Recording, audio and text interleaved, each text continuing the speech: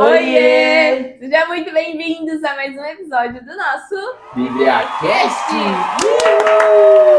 E hoje é dia da gente ler Juízes de 6 a 9. E você tem que ficar com a gente até o final, que depois a gente vai fazer a nossa análise, o nosso parecer, para ajudar ainda mais no nosso entendimento aqui sobre tudo que foi lido, viu? Então, fica com a gente até o final e abre a sua Bíblia aí em Juízes 6, a parte de Gideão. De novo, os israelitas fizeram o que o Senhor reprova, e durante 7 anos ele os entregou nas mãos dos midianitas. Os midianitas dominaram Israel, por isso os israelitas fizeram para si esconderijos nas montanhas, nas cavernas e nas fortalezas.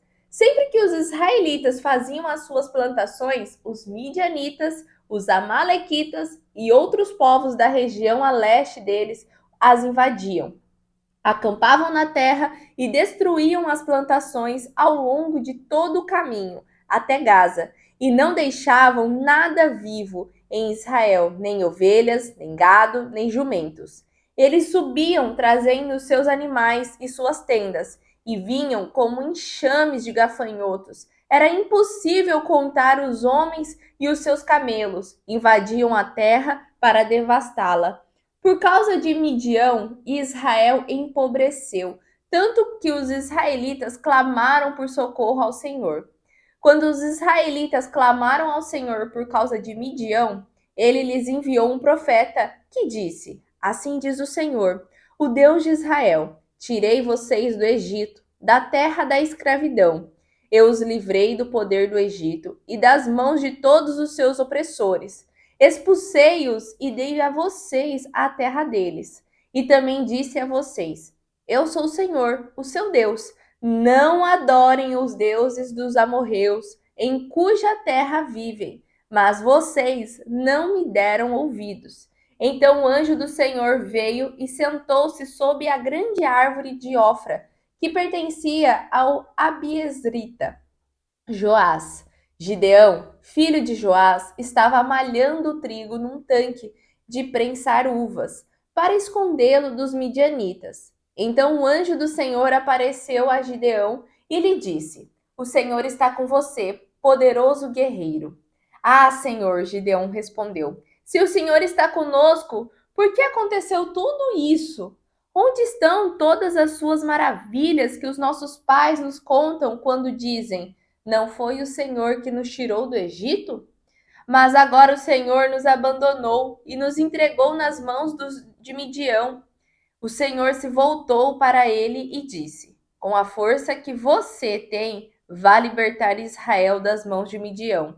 Não sou eu quem o está enviando? Ah, Senhor, respondeu Gideão.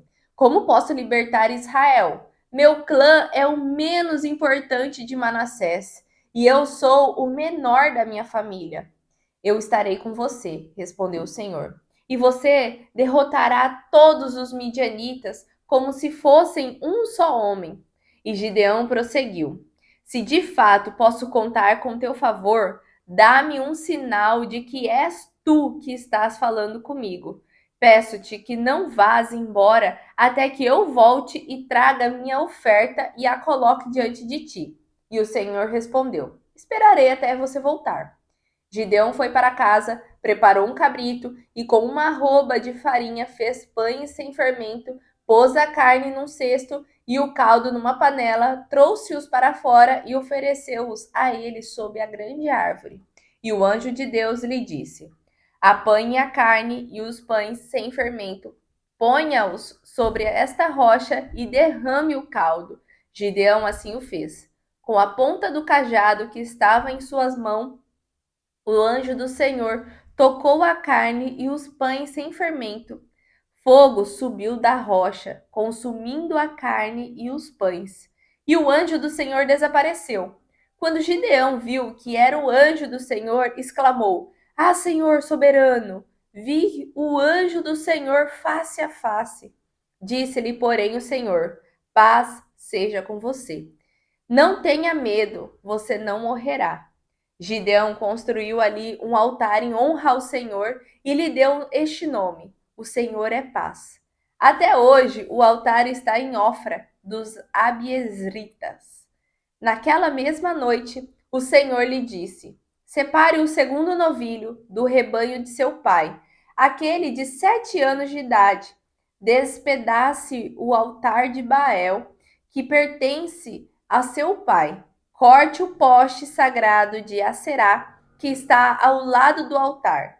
Depois, faça um altar para o Senhor, o seu Deus, no topo desta elevação. Ofereça o segundo novilho em holocausto com a madeira do poste sagrado que você irá cortar.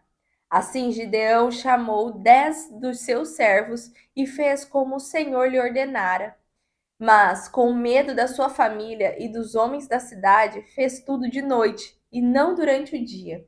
De manhã, quando os homens da cidade se levantaram, lá estava demolido o altar de Baal, com o poste sagrado ao seu lado, cortado e com o segundo novilho sacrificado no altar recém-construído. Perguntaram uns aos outros: quem fez isso? Depois de investigar, concluíram: foi Gideão, filho de Joás. Os homens da cidade disseram a Joás: traga seu filho para fora, ele deve morrer, pois derrubou o altar de Baal e quebrou o poste sagrado que ficava ao seu lado. Joás, porém, respondeu à multidão hostil que o cercava: vocês vão defender a causa de Baal? Estão tentando salvá-lo? Quem lutar por ele será morto pela manhã. Se Baal fosse realmente um deus, poderia defender-se quando derrubaram o seu altar. Por isso, naquele dia chamaram Gideão de Jerubbaal, dizendo que Baal dispute com ele, pois derrubou o seu altar. Nesse meio tempo, todos os midianitas, amalequitas e outros povos que vinham de leste uniram seus exércitos, atravessaram o Jordão e acamparam no vale de Jezreel. Então o Espírito do Senhor apoderou-se de Gideão e ele, com toque de trombeta, convocou os abiezritas para segui-lo. Enviou mensageiros a todo o Manassés, chamando as armas, e também a Aser, a Zebulon e a Naphtali, que também subiram ao seu encontro. E Gideão disse a Deus: quero saber se vais libertar Israel por meu intermédio, como prometeste. Vê, colocarei uma porção de lã na eira. Se o orvalho molhar apenas a lã e todo o chão estiver seco, saberei que tu libertarás Israel por meu intermédio, como prometeste. E assim aconteceu. Gideão levantou-se bem cedo no dia seguinte, torceu a lã e encheu uma tigela de água do orvalho. Disse ainda Gideão a Deus: não se acenda a tua ira contra mim. Deixa-me fazer só mais um pedido. Permite-me fazer mais um teste com a lã. Desta vez, faze ficar seca a lã e o chão coberto de orvalho. E Deus assim fez naquela noite. Somente a lã estava seca, o chão estava todo coberto de orvalho. Capítulo 7. Jerubbaal, isto é, Gideão, e o exército israelita partiram de madrugada e acamparam junto à fonte de Harod. Os exércitos de Midian estavam acampados ao norte deles, no vale, perto da colina de Moré. Disse o Senhor a Gideão: você está com gente demais para eu entregar os midianitas nas suas mãos. Não posso deixar tantos homens lutarem contra os midianitas para que o povo de Israel não se orgulhe diante de mim, dizendo que obteve a vitória sozinho. Mande embora do monte de Gileade todos os medrosos e os que estão apavorados. Então voltaram 22.000 homens e ficaram apenas 10.000. Mas o Senhor voltou a falar com Gideão: ainda há gente demais. Desça com os soldados até as águas da fonte. Ali vou mostrar quem deve ir com você. Aquele de quem eu disser, este irá com você, este irá. Mas se eu disser, este não irá com você, então ele não irá. Gideão obedeceu e fez descer o povo às águas. Então disse o Senhor: separa os homens em 2 grupos, dependendo da maneira de eles beberem água. Um grupo será formado por aqueles que bebem a água nas mãos, lambendo como fazem os cães. O outro grupo será formado por aqueles que se ajoelham e põem a boca na água para beber. Só 300 homens beberam, levando as mãos à boca. Todos os outros beberam, baixando a boca na água. Derrotarei os midianitas e livrarei o meu povo com os 300 homens que beberam, levando as mãos à boca. Disse o Senhor a Gideão: Mande para casa todos os outros. Gideão recolheu as vasilhas de barro e as cornetas do exército e depois mandou os israelitas para suas tendas, só ficando com os 300. Naquela mesma noite, estando os midianitas acampados abaixo no vale, o Senhor disse a Gideão: Levante-se e desça ao acampamento, porque farei que você tenha completa vitória. Mas se você receia atacá-los, desça até lá primeiro, você e o seu assistente Purá. Você ouvirá o que dizem os midianitas, e o que ouvir vai enchê-lo de coragem e de ânimo para atacar o inimigo. Então Gideão e Purá desceram até os postos mais avançados do acampamento inimigo. Os midianitas, os amalequitas e os outros povos que vieram do leste e estavam reunidos formavam uma multidão enorme, cobrindo o vale como nuvens de gafanhotos, tão numerosos como a areia da praia do mar. Os camelos eram tantos que não dava para contar. Gideão chegou perto, justamente na hora em que o homem estava contando um sonho ao companheiro. Veja o sonho que tive, disse ele. Vi um grande pão de cevada que vinha rolando para dentro do nosso acampamento e bateu na tenda do comandante. A tenda virou de cima para baixo e ficou desmontada. Disse o outro soldado: O seu sonho só pode significar uma coisa. É a espada de Gideão que vem sobre nós. Gideão, o israelita, filho de Joás, o Senhor já garantiu a vitória dele sobre todos nós, midianitas e nossos aliados. Quando Gideão ouviu o sonho e a sua interpretação, adorou a Deus. Depois voltou ao acampamento israelita e bradou: Todos de pé, porque o Senhor entregou o acampamento dos midianitas nas mãos de vocês.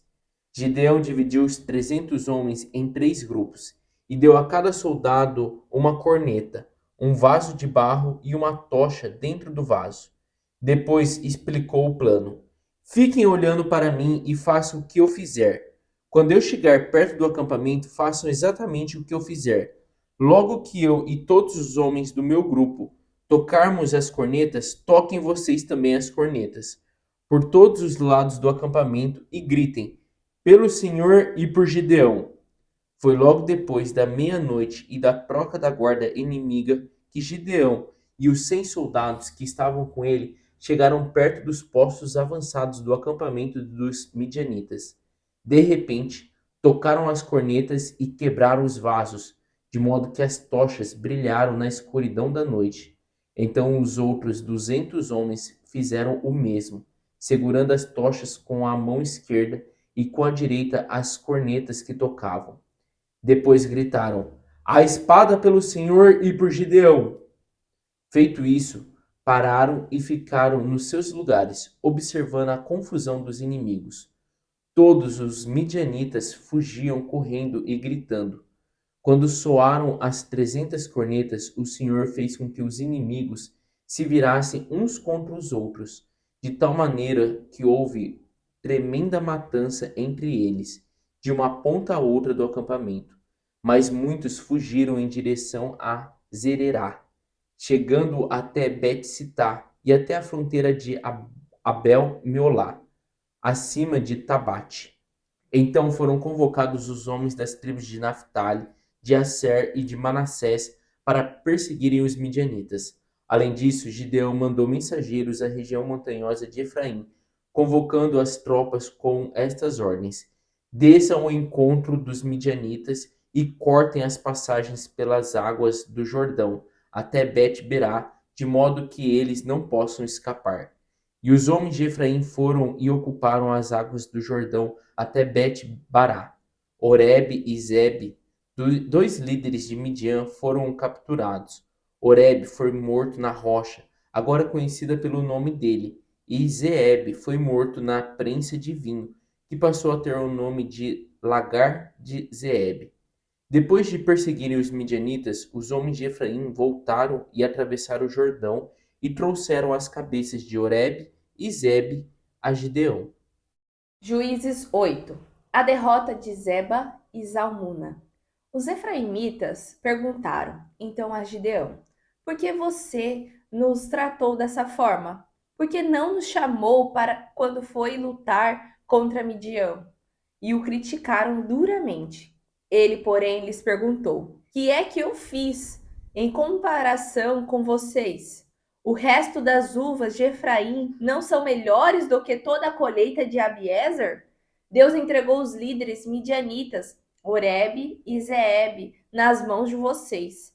O que pude fazer não se compara com o que vocês fizeram. Diante disso, acalmou-se a indignação deles contra Gideão.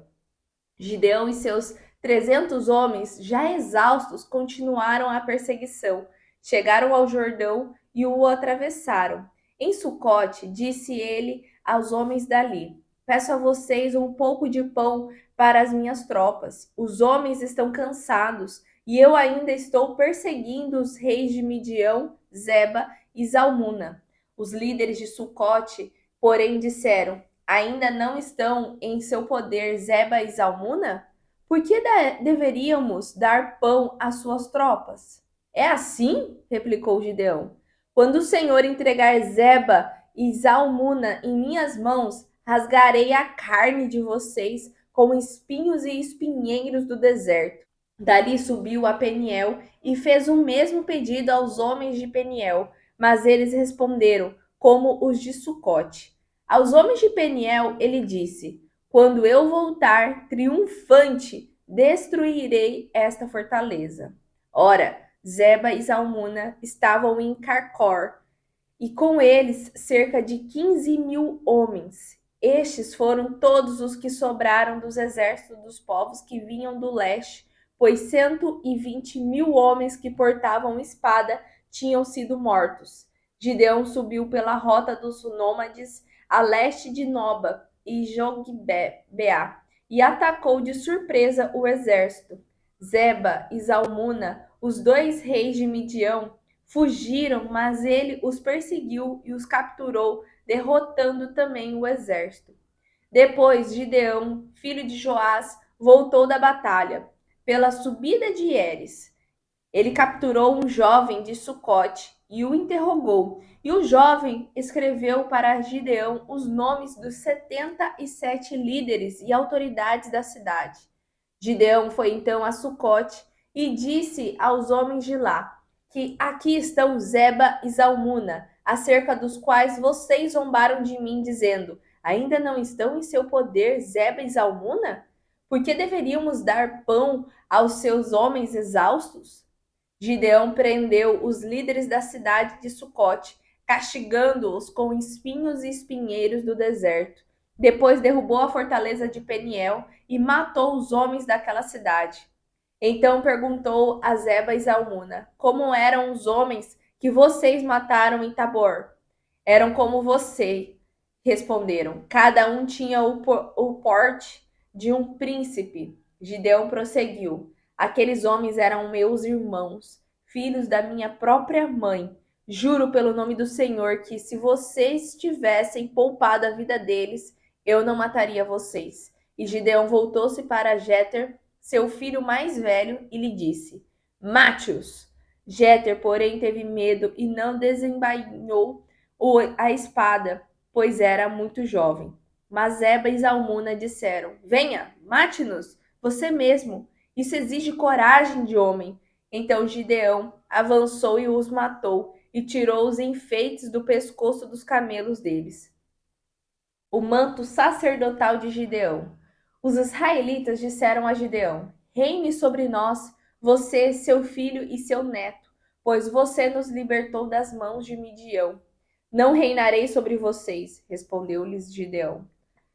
Nem meu filho reinará sobre vocês. O Senhor reinará sobre vocês. E prosseguiu: Só faço a vocês um pedido, que cada um de vocês me dê um brinco da sua parte dos despojos.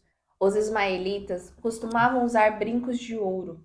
Eles responderam: De boa vontade os daremos a você. Então estenderam uma capa e cada homem jogou sobre ela um brinco tirado de seus despojos. O peso dos brincos de ouro chegou a 20,5 quilos, sem contar os enfeites, os pendentes e as roupas de púrpura que os reis de Midian usavam e os colares que estavam no pescoço de seus camelos. Gideão usou o ouro para fazer um manto sacerdotal, que ele colocou em sua cidade em Ofra. Todo Israel prostituiu-se, fazendo dele objeto de adoração, e veio a ser uma armadilha para Gideão e sua família. A morte de Gideão. Assim, Midian foi subjugado pelos israelitas e não tornou a erguer a cabeça durante a vida de Gideão. A terra desfrutou paz 40 anos. Jerubaal, filho de Joás, retirou-se e foi para casa, onde ficou morando. Teve 70 filhos, todos gerados por ele, pois tinha muitas mulheres. Sua concubina, que morava em Siquém, também lhe deu um filho, a quem ele deu o nome de Abimeleque.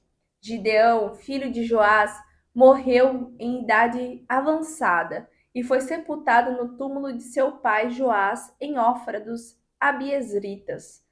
Logo depois que Gideão morreu, os israelitas voltaram a prostituir-se com os Balaíns, cultuando-os. Ergueram Baal-Berite como seu Deus e não se lembraram do Senhor, o seu Deus, que os tinha livrado das mãos dos seus inimigos em redor.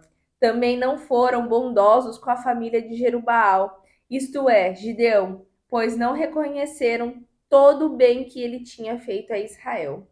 Capítulo 9.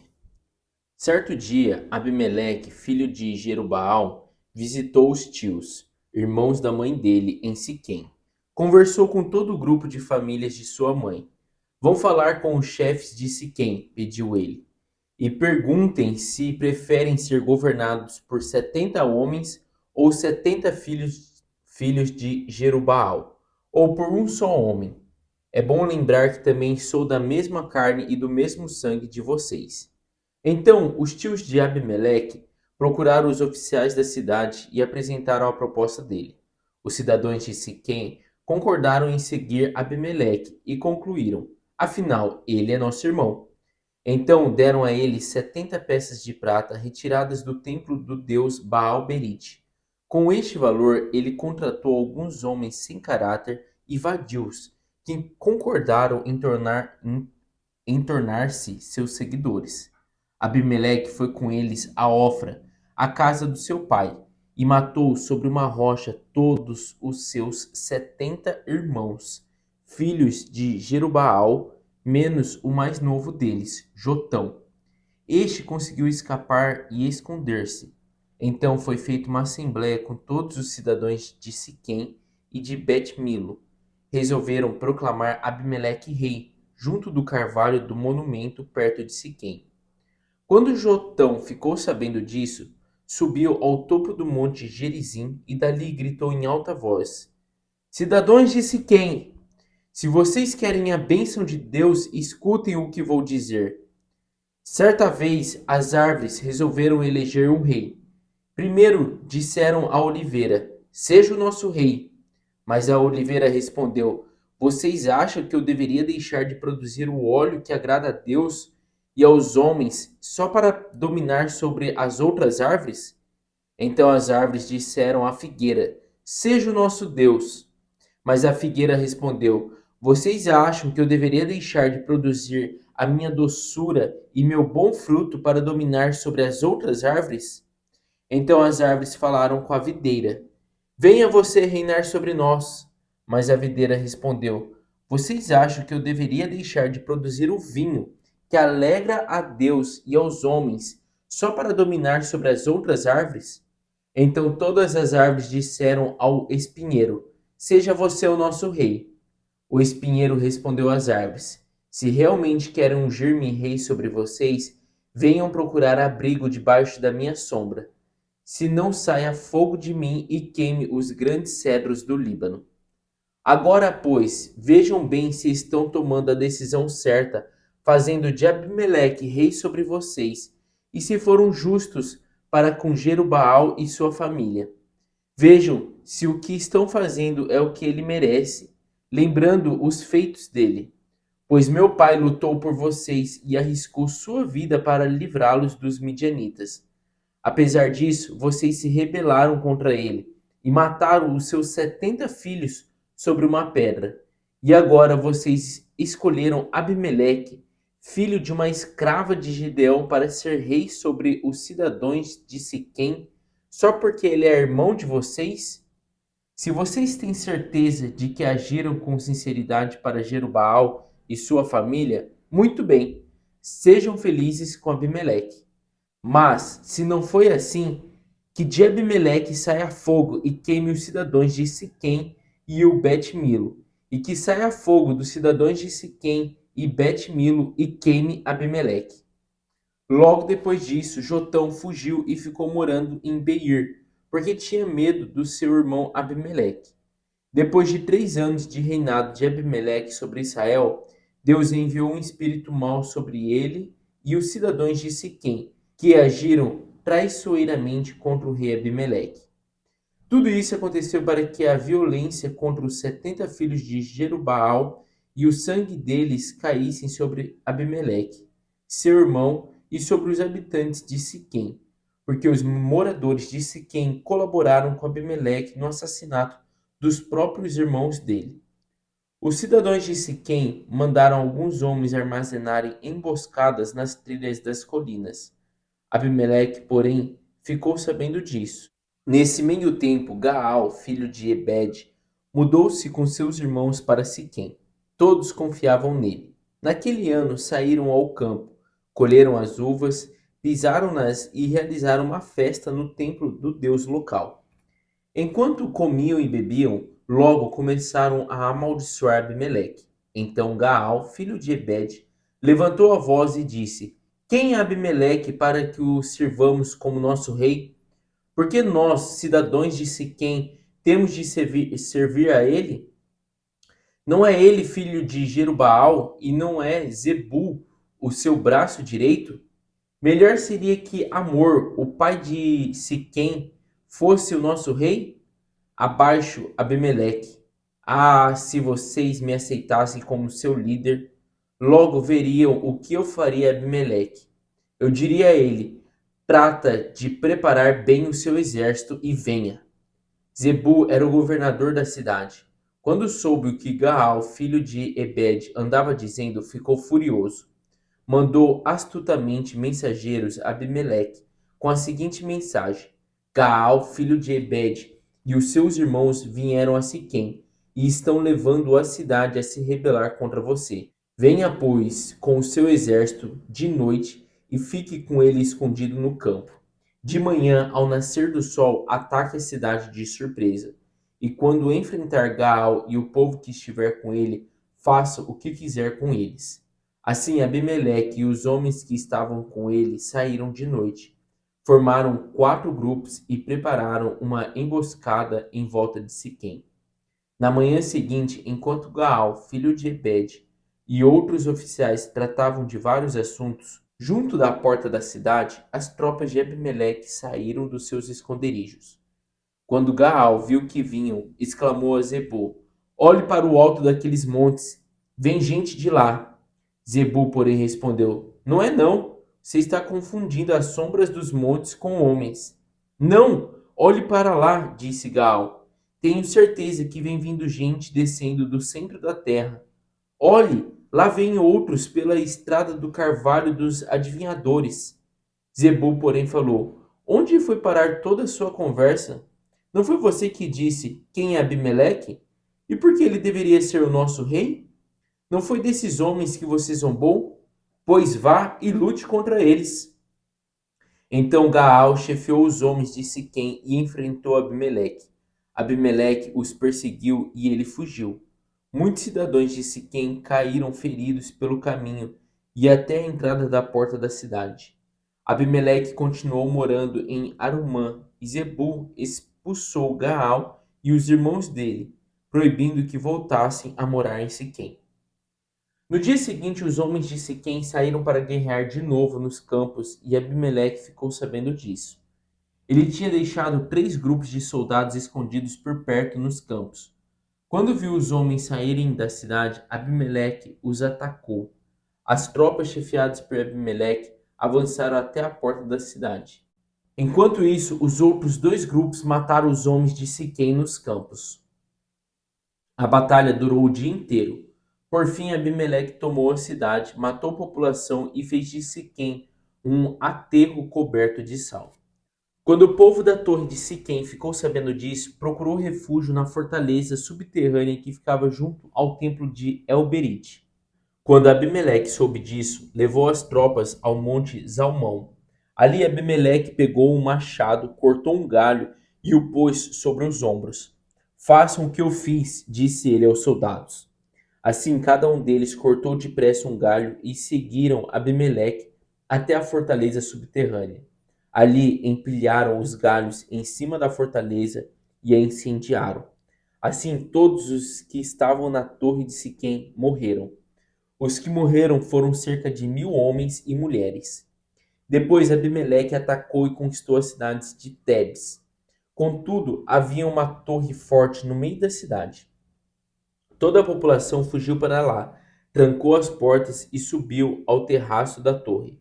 Abimeleque chegou perto da torre para atacá-la.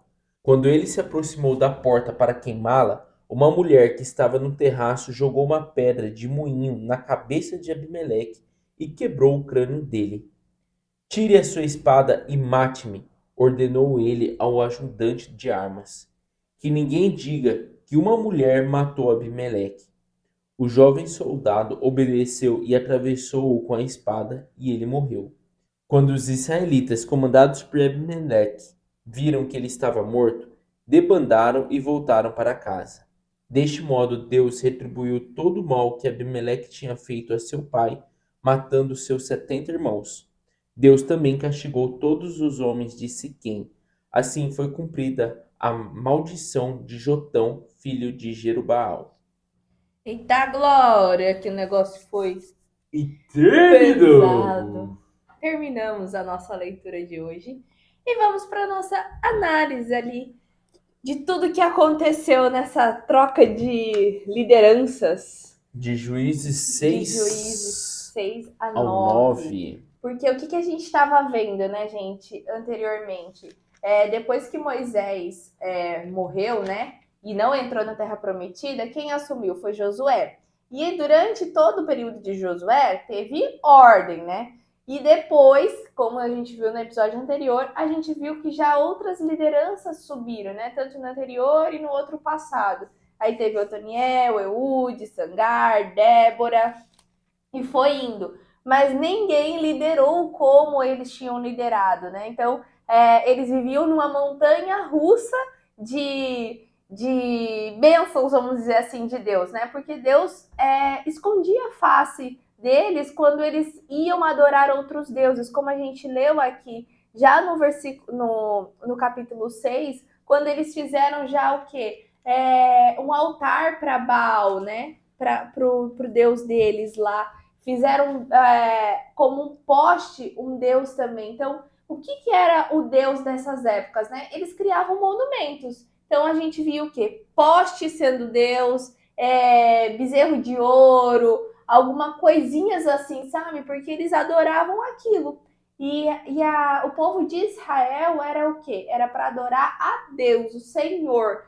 Não era para criar imagem nenhuma e nem ir para se prostrar para outro Deus. E quando faziam isso, Deus se retirava, né? Deus escondia a face deles. E isso já estava dentro dos 10 mandamentos que Deus tinha repassado para os israelitas. Então, eles todos já estavam, vamos dizer assim, cientes do que aconteceria se eles fossem fazer essas outras adorações. Porém, né, memória é curta. E aí, o que aconteceu? Deus viu que eles estavam clamando ali, que eles estavam chorando, lamentando e tudo mais, e levantou o Gideão. Só que a gente viu uma característica muito peculiar, né, de todos que Deus ia e levantava, né? Ele levantou os improváveis, pessoas assim que você olha e fala assim, não é possível que fulano que vai governar. Tanto é que até quem estava sendo levantado olhava e falava assim, Deus, não, não, eu não, né? E isso aconteceu com o Gideão também, quando ele fala, eu sou o menor clã da tribo de Manassés, eu sou aqui, né? Sou o cocô do cavalo.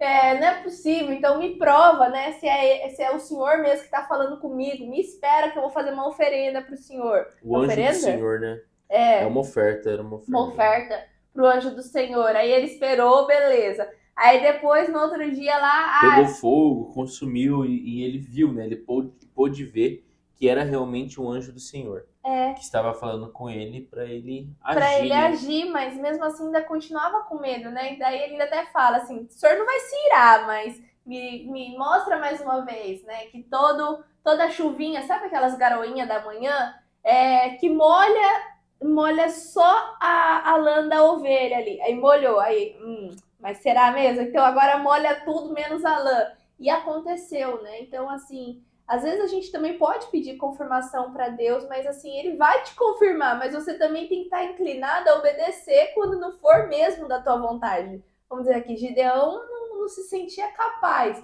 mas Deus estava ali provando para ele, que era para ele ir, e mesmo assim ele ainda estava com medo. É porque, assim, querendo ou não, Gideão era quase que um agricultor, né? Fala ali até que ele estava malhando trigo. É, Então ele estava ali preparando ali, né? Ele era um fazendeiro.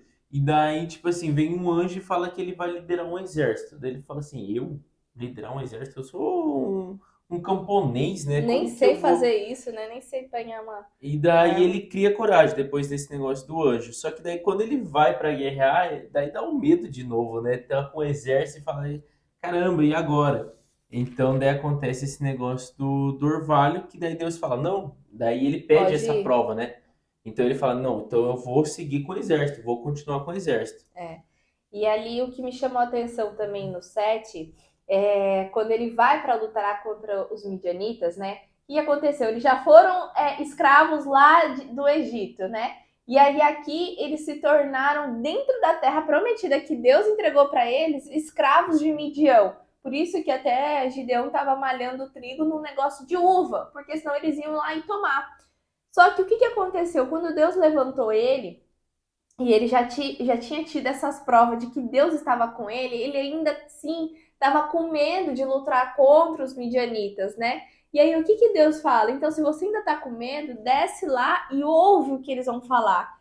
E só um adendo, né? Antes dessa parte, o que eu acho legal é que Deus fala, né? Você tá com um exército muito grande, e se eu Ah, der essa vitória para vocês com essa quantidade de exército, vocês não vão dar, assim, o próprio exército e o povo vai falar que os israelitas ganharam a guerra. foi por força própria, né? Exato, e não vão dar não vão perceber e vão poder ver que essa vitória foi Deus quem deu, que Deus está à frente. Então é uma das coisas que a gente sempre conversa aqui entre a gente, né? Tudo que você for fazer, você tem que lembrar de dar a honra daquilo a Deus, né? Então a gente sempre fala, né? Consagro o meu dia ao Senhor, consagro o meu trabalho ao Senhor. Você sempre colocando ali, né? Então, toda a sua vitória, todas as suas conquistas, dando honra e louvando a Deus por aquilo, né? Gerando mesmo assim, sabendo que aquilo foi através de Deus. E aí Deus fala isso para Gideão, né? Então, Putz, eu não lembro qual que é o tamanho total do exército, né? Mas na Mas primeira vão embora 22 mil homens. E, resumindo, eles vão para a guerra com 300 homens só. é. E aí, quando eles vão à guerra, né, eles vão só com esses 300 e realmente, né, dá medo. Você fala assim, putz, só 300 homens, né, que vai lutar comigo. E ele continua com medo, então por isso que Deus fala lá. Então vai, desce lá, ouve o que eles vão falar, e aí você vem para guerrear. E eles não. Gideão ouve, né, o que os midianitas estavam falando, que tiveram um sonho e tudo mais. E aí ele volta assim, encorajado, né? Agora vamos. Animadíssimo, né? Exatamente. Só que isso faz a gente abrir os olhos também, né? Que às vezes a gente se deixa não confiar na voz de Deus ali, do Espírito Santo te guiando, e você confia o quê? No que o inimigo vai estar falando contra você.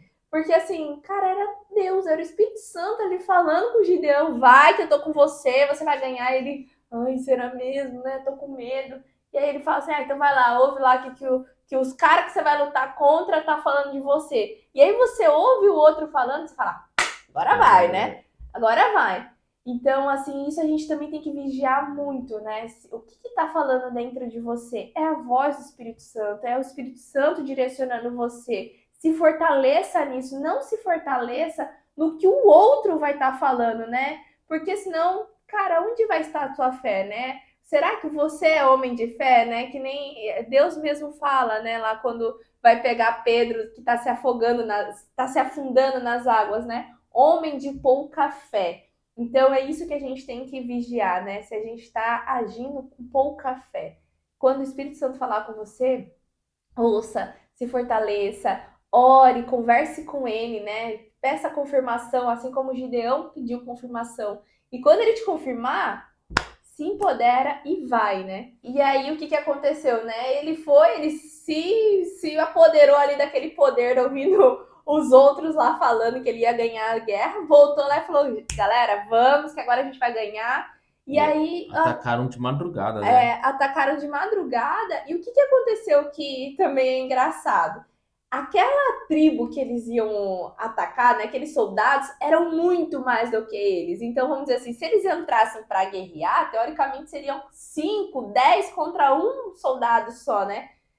Quando eles tocaram a trombeta, os próprios soldados se voltaram contra si. Então, assim, era os próprios soldados se matando ali. Então, não era nem o povo de Gideão, não era nem os 300 que estavam guerreando ali. Eles só fizeram um barulho, né? Eles tocaram corneta. E aí o Senhor fez eles se virarem, né? Um contra o Isso. outro.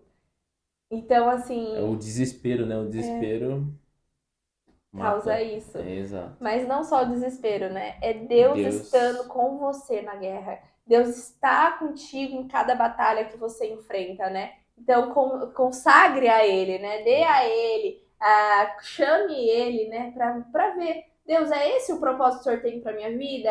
É isso? É esse projeto que o Senhor tem para mim? Então, se é, o Senhor está comigo e vai fazer acontecer, né? Porque de nada adianta você estar criando algo muito gigante e ele não tá com você. Você vai acabar se voltando contra si mesmo e se matando ali, né? Ó, no capítulo 8, versículo 10 fala: Enquanto isso, os reis Zebá e Salmuna estavam em Carcor. Estavam com ele cerca de 15.000 homens, tudo o que restou dos exércitos de todos os aliados do leste, pois 120.000 soldados já haviam morrido. 120.000 soldados já haviam morrido contra 300. É impossível, não tem como, né? Então, Só sem Deus. Deus, exatamente, é só através de Deus que isso foi possível. E aí, depois ali no 8, né, continuando, ele vai atrás, né, desse Zeba e Salmona. São reis do leste, né, que estavam... E aí, tipo, eles já vinham de uma guerra, estavam perseguindo o outro e tava passando por dentro ali das tribos, né? Vamos dizer assim, tribos irmãs dele, e pediu comida e água. E o que aquele povo fez? Cara, você ainda não tá com eles, a gente ainda tá na mão deles, por que eu vou dar isso para vocês, né? Então a gente vê também, assim, era uma pessoa lutando para trazer, vamos dizer, liberdade para todo mundo. Só que os outros, pela ignorância, né, falavam assim: já que você ainda não conquistou tudo, eu não vou te dar nada, não, porque vai que você perde. E aí o outro vem e sabe que eu te ajudei, e eu, Exatamente. E aí Gideão consegue sim, Gideão conquista tudo, vai lá, volta, faz o que ele tinha prometido, né? Destrói Peniel, esfola lá aquele povo. E aí, depois que ele conquistou lá, ele já trouxe paz, vamos dizer, para Israel, né? Isso continuou, né? Se perpetuou durante 40 anos, né? 40 anos, Gideão liderou Israel e eles não tiveram outras partes liderando eles puderam ter paz, cultivar a terra e tudo mais. E dentro desses 40 anos, né? O querido Gideão teve 70 filhos, não foi pouco, né? todos filhos dele, porém com várias mulheres, né? Nessa época era liberado, né? O Antigo Testamento, gente. Então ele tinha várias esposas e teve 70 filhos, porém um filho, né? Que aqui foi citado mais incisivo ali, que foi com uma escrava e chamou-se Abimeleque. E depois Gideão morreu, né? Já com boa velhice e tudo. E só que depois que Gideão morreu, aconteceu o quê? De novo, né? A montanha russa. Eles começaram a adorar outros deuses, né? Eles foram para E o deus que eles falam é Balim, Baal Berit. Então Baalberit, 32. lá no capítulo 8, versículo 33, fala: Logo depois da morte de Gideão, os israelitas tornaram-se infiéis ao Senhor e voltaram a adorar os Baalaíns e colocaram Baal Berit como seu Deus. E esqueceram-se que o E Senhor, continua ainda. né? E os filhos de Israel não se lembraram do Senhor, seu Deus, que os havia livrado das mãos de todos os seus inimigos em todos os lados. Exato. E nem mostrou bondade à casa de Jerubaal, a saber, Gideão, segundo toda a bondade que ele havia mostrado a Israel. Então, assim, Se esqueceram rápido. rápido, né? O cara morreu assim. E entra aquela velha frase, né? Se você soubesse o quão rápido as pessoas esquecem de você, você daria menos importância pelo que os outros vão falar, achar, o que é, e vai fazer coisas que você necessita fazer mesmo, sabe? Sem querer a aprovação ou coisa do tipo dos outros. Então, vigia, irmãos. E daí entra no capítulo 9, né? Que Abimeleque, um dos filhos de Gideão, chamado também de Jerubal, ele quer se proclamar rei, né? Então, o que ele faz ali? Então ele chama, né, numa reunião com os tios dele, ele fala, né? Meu pai morreu, Gideão morreu, e agora? São 70 filhos. Quem vai governar Israel? Vocês preferem que esses 70 governem? Como que vai ser? Porque eu quero governar. E daí eles falam, tá bom, né? Tudo bem, então você pode governar entre o povo, já que você está se colocando, né, pedindo para governar, e pagam ele. E ele pega esse dinheiro e contrata pessoas, né, um exército aí de malfeitores. E ele mata todos os irmãos dele, exceto um, que era o mais novo, e que era Jotão. Então ele aí fala, pronto, dá a herança, né, dos filhos do meu pai, não tem mais nenhum. Tem esse fugitivo aí que é o Jotão, mas agora é eu quem vou governar. E daí Jotão, ele sobe até um morro, né, bem alto, e ele grita toda a cidade e faz essa pequena parábola das árvores, que é muito bacana, né, da gente estar refletindo. Ele fala sobre as árvores, fala, pergunta para uma figueira se ela quer deixar de produzir figos para que seja rei entre vocês. Então, tipo assim, ele está falando ali que é melhor não esquecer da essência deles, que era a videira que produzia vinhos, a figueira que produzia os figos e a oliveira que produzia o óleo. Então ele fala, nenhum desses querem deixar de produzir a sua própria essência para se tornar rei entre vocês, né? Agora pergunta para uma espinheira, o que a espinheira tem? Espinhos, nada além de espinhos. Então, tipo assim, vocês perguntaram para uma pessoa que não tem nada de bom a oferecer se ele quer ser rei. E ele fala, sim, eu quero ser rei. Então foi essa a parábola ali que Jotão falou para todo mundo, né? Vocês pegaram uma pessoa totalmente que não pode dar bons frutos para perguntando se ele quer governar entre vocês e ele falou que sim. Daí Jotão, né, fala essa parábola, só que ele fica fugido, né? Ninguém fica sabendo aonde ele tá. E daí conta uma parte também de uma briga que tem entre Gaal, que falam que ele é filho de Ebed, só que ele se levanta ali, né? Ele tava bêbado numa reunião e fala quem que é esse Abimeleque e tal, e gera esse conflito aí. E daí dedam essa conversa que teve de Gaal e dedam para Abimeleque e houve aí então conta, né, essa parte aí de uma guerra que houve entre uma guerra, né, não é muito significativa, mas entre ali os próprios israelitas, que é entre Gaal e Abimeleque. E acontece que Ele é surpreendido, né? Daí vê lá Abimeleque vindo. E aí um outro fala, ai, não é você que vai matar? Não é você que não sei o quê? Vai lá.